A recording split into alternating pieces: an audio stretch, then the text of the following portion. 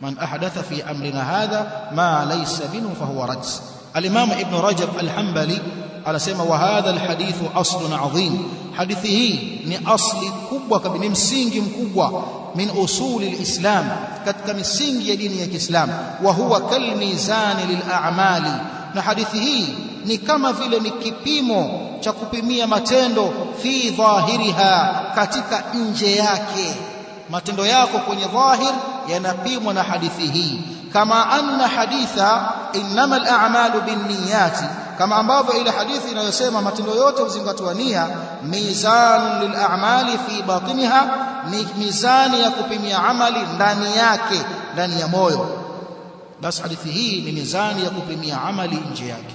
Kwa tuna vipimo viwili, innamal a'malu binniyati, kipimo cha kupimia ikhlasi yako kwamba umefanya kwa ajili ya nani, alafu tuna kipimo cha kupimia amali dhahiran, nje.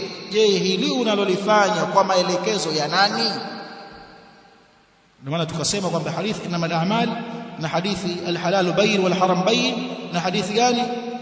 Man ahdatha fi amrina hadha. Hii ni misingi mitatu ya dini ya Kiislamu.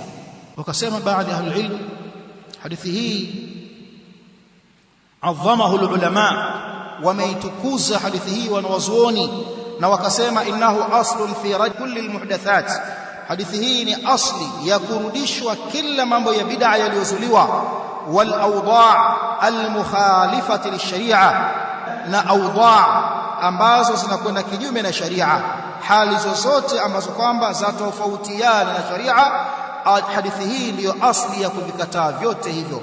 Walihadha yanbaghi li talib alilmi, na kwa ajili ya hivi yatakikana kwa mwanafunzi ay yahrisu ala hadha alhadith hirsan adhiman, awe na pupa kuipupia hii hadithi, pupa iliyokuwa kubwa kabisa.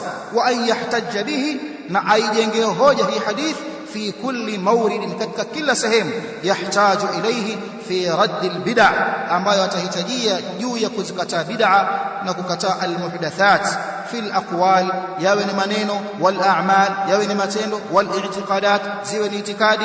Atatumia talibul ilmi hadithi hii, inaingia kwenye kila sehemu.